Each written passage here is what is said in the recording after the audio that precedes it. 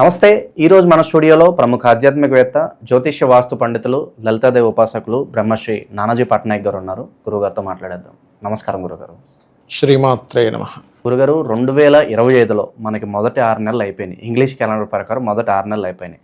So remaining 6 months ఏదైతే ఉందో మీనరాశి వారి పరిస్థితి ఏ విధంగా ఉండబోతుంది, ప్రధాన గ్రహాలు మార్పు లేదన్నా తీసుకుని వాటి ఆధారంగా ఈ 6 నెలలు ఎలా ఉండబోతుంది, అసలుకే ఏళ్ళ చిల్లో ఉన్నారు.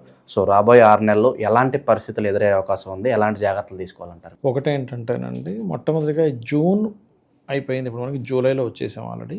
జూలై 13వ తేదీ నుంచి మీనరాశిలో ఉండే శని వక్రిస్తున్నాడు.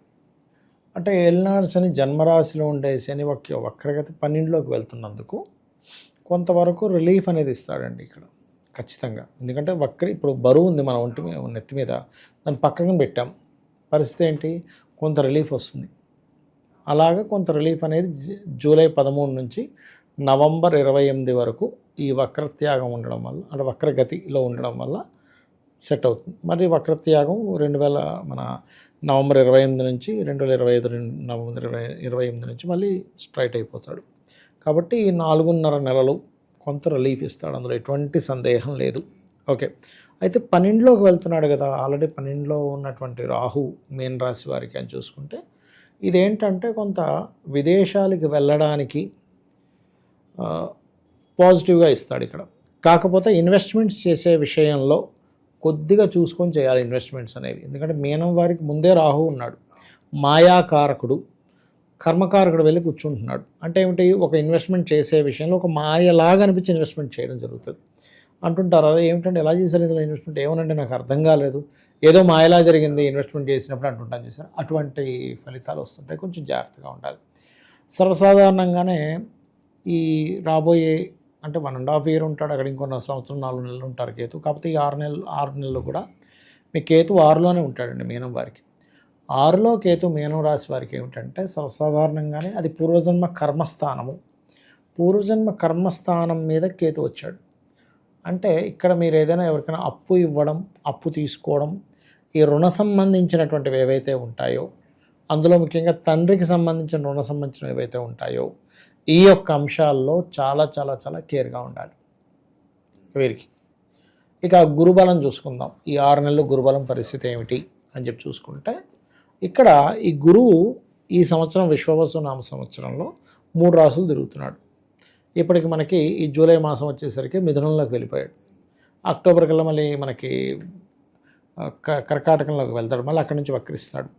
కాకపోతే ఎప్పుడైతే ఈ లగ్నాధిపతి 4లో ఉన్నాడో, అంటే రాస్యాధిపతి, మీన రాశికి రాస్యాధిపతి, ఇది కొద్దిగా వీళ్ళకి విద్యార్థుల విషయం కనుక తీసుకుంటే కొంచెం ప్రాపర్టీ పరంగా, విద్యార్థులకైతే విద్యాపరంగా, మామూలుగా కొంచెం పెద్దవాళ్ళకైతే ప్రాపర్టీ పరంగా, లేకపోతే వీళ్ళకి ఒక మంచి పేరు రావడానికి, శీలస్థానము అంటారు 4వ స్థానాన్ని, మంచి పేరు రావడానికి, గృహ నిర్మాణానికి, ఏదైనా స్థలం కొనుక్కోవడానికి, ఇలాంటి వాటికి బాగుంటుంది 4లో ఉన్నప్పుడు. ఎప్పుడైతే అక్టోబర్లో మారిపోతున్నాడో మనకి, అక్టోబర్లో ఏమవుతుంటుందంటే ఒక 2 నెలల పాటు, నెలన్నర పాటు అక్కడ ఉంటాడు గురువు. ఉన్నప్పుడు కొంతవరకు సంతానం కోసం చేసే ప్రయత్నాన్ని ఫలింపజేస్తుంది అది. అయితే ఈ 6 నెలల్లో మరి ఫైనాన్షియల్ పరిస్థితి ఏమిటండి, ఎందుకంటే శని వెనక్కి వెళ్ళిపోతున్నాడు కాబట్టి కొంత వెయిట్ తగ్గుతుంది, కాబట్టి కొంత బెటర్గానే ఉంటుంది ఫైనాన్షియల్ విషయాలు కనుక చూసుకుంటే.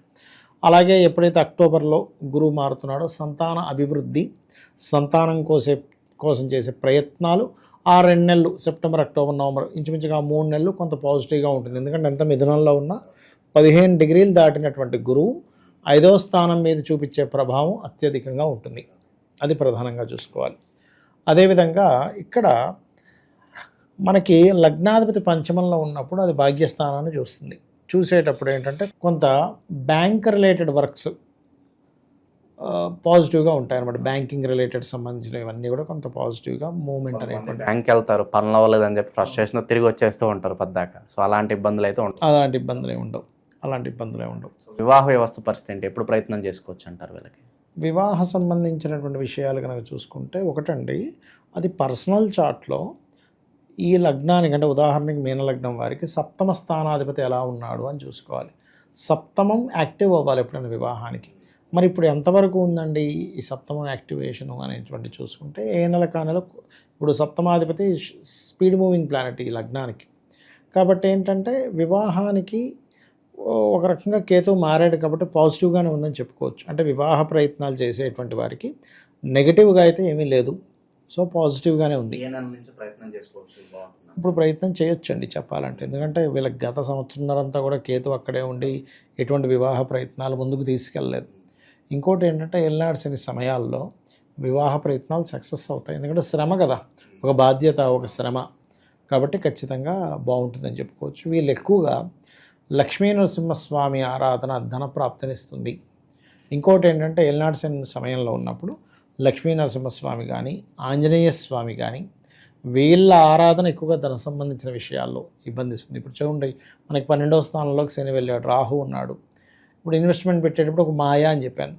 ఎవరైనా ఇన్వెస్ట్మెంట్ తప్పనిసరి చేయాలి అనుకున్నప్పుడు మనసులో ఒక్కసారి దుర్గాని కనుక తలుచుకొని చేసినట్లయితే ఖచ్చితంగా వీళ్ళకి బాగుంటుంది చెప్పాలంటే. ఎలాంటి పెట్టుబడులు పెట్టాలి ఏంటనేది ఒక ఆలోచన వస్తుందంటారా? ఒకటండి, ఇక్కడ గురువు వీళ్ళకి పంచమ స్థానంలోకి వెళ్తున్నందుకు సిల్వర్ మీద సర్వసాధారణంగానే ఇప్పుడు నెక్స్ట్ సిల్వర్ పెరగనుంది. ఒక 2-3 నెలలు విపరీతంగా పెరుగుతుంది సిల్వర్ రేట్ అనేది.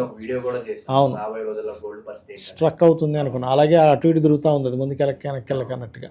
ఓకే, సో సిల్వర్ పెరుగుతుందండి, 2-3 నెలల్లో సిల్వర్ బాగా పెరుగుతుంది, ల్యాండ్స్ బాగా పెరుగుతాయి. కాబట్టి ఇక్కడ ఏంటంటే ఎవరి జన్మ జాతక చక్రంలో అయినా రవి బాగున్నాడు అనుకోండి, గోల్డ్ మీద చేయొచ్చు. రవి బాగోకపోతే గోల్డ్ మీద ఇన్వెస్ట్మెంట్ చేయకూడదు. చంద్రుడు బాగున్నాడు, గురుబలం బాగుంది, చంద్రుడు మెయిన్గా బాగున్నాడు, సిల్వర్ మీద ఇన్వెస్ట్మెంట్ చేయొచ్చు. లేదు కుజుడు బాగున్నాడు, భూముల మీద చేయొచ్చు. శుక్రుడు బాగున్నాడు, గృహాల మీద చేయొచ్చు. వాళ్ళ పర్సనల్ చార్ట్లో 12వ స్థానం ఫ్రూట్ఫుల్ అయ్యే టైంలో చేయాలి ఎప్పుడు కూడా. ఇది గోచారం బట్టి చెప్పేది కాదు, కాబట్టి అది చూసుకోవాలి. కాకపోతే ఇప్పుడు మాత్రం ఇన్వెస్ట్మెంట్ చేసే విషయంలో ఒక మాయా అని చెప్పాను కదా, అది వీళ్ళని చేస్తుంది. కాబట్టి కొంచెం ఇన్వెస్ట్మెంట్ చేసేటప్పుడు చూసుకొని చేయడం మంచిది. కాకపోతే క్రియేటివ్ ఫీల్డ్లో ఉండేటువంటి వారి కొత్త అవకాశాలు రావడము ఇటువంటివి ఉంటాయి, అందులో ఎటువంటి సందేహం లేదు. అలాగే విదేశాలకు వెళ్ళి ఉద్యోగం చేద్దామని ప్రయత్నం చేసేవారికి కూడా బాగుంటుంది. ఎందుకంటే పంచమ స్థానంలో శుభగ్రహం ఉండడము, దశమాధిపతి పంచమంలో ఉండడం. ఎప్పుడైనా దశమాధిపతి పంచమంలో ఉంటే కూడా వాళ్ళు విదేశాలకు వెళ్ళడానికి అనుకూలిస్తుంది. అదొకటే కాకుండా వీళ్ళకి ప్రస్తుతం 12వ స్థానంలో రాహు ఉన్నాడు. ఈ రాహు ప్రభావం అనేటువంటిది విదేశీ యోగాన్ని ఇస్తుంది 12లో ఉన్నప్పుడు. లేదా ఇక్కడే ఉండి నైట్ డ్యూటీస్ చేస్తూ ఉంటారు కొంతమంది విదేశాల్లో ఉండేటువంటి కంపెనీస్కి, అటువంటి యోగాలు కూడా వీళ్ళకి సిద్ధిస్తాయి.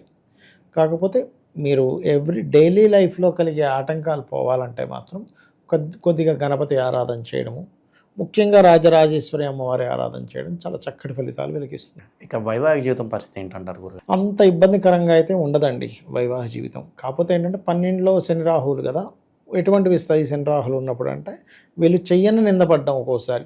ఇప్పుడు కొంతమంది చూడండి, అసలు ఏదో క్యాజువల్గా ఫ్రెండ్లీగా మాట్లాడితే కూడా నీకు వాళ్ళకి ఏదైనా రిలేషన్ ఉందా అని భర్త అనుమానించడం, భార్య అనుమానించడం, ఏదో సీక్రెట్గా ఏదో జరుగుతుందని అనుకోవడం. ఎందుకంటే సీక్రెట్ సైన్లోకి వెళ్తున్నాడు శని.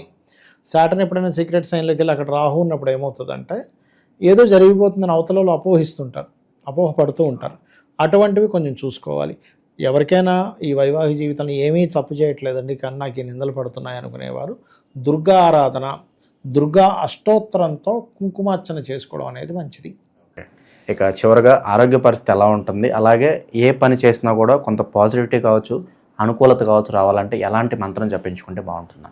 ఒకటేనండి, వీరికి ఎప్పుడు కూడా ఎవరికైనా సరే మనకు కావాల్సింది ఏంటి, పూర్వజన్మలో చేసినట్టు కర్మ రాకూడదు. అది ముఖ్యంగా రుణము రోగము శత్రు రూపంలో వస్తుంది. ఈ రుణరోగ శత్రువుని తగ్గించేటువంటి పోర్ట్ఫోలియో ఈ జాతకులకి ముఖ్యంగా రాజరాజేశ్వరి అమ్మవారి ఆరాధన చేయడం ద్వారా సెట్ అవుతుంది.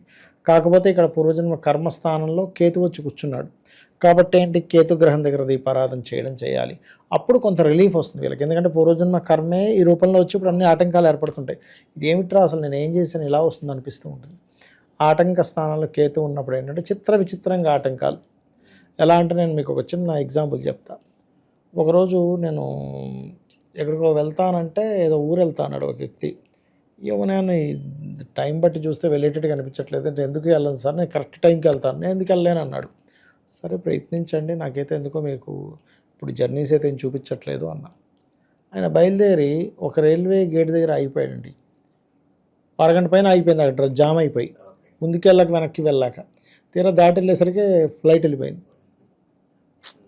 అంటే ఏంటంటే ఒక్కొక్కసారి ప్రయాణాలు అయ్యే సమయం రాంగ్ టైం అనుకోండి, వాళ్ళు వెళ్ళలేరు. అది. ఓకే. సో ఓవరాల్గా రాబోయే 6 నెలలు కూడా మీన రాశి వాళ్ళకి ఏ విధంగా ఉండబోతుంది, ఎలాంటి జాగ్రత్తలు తీసుకోవాలి, చాలా బాగా వివరించారు గురుగారు. ధన్యవాదాలు. శ్రీమాత్రే నమః.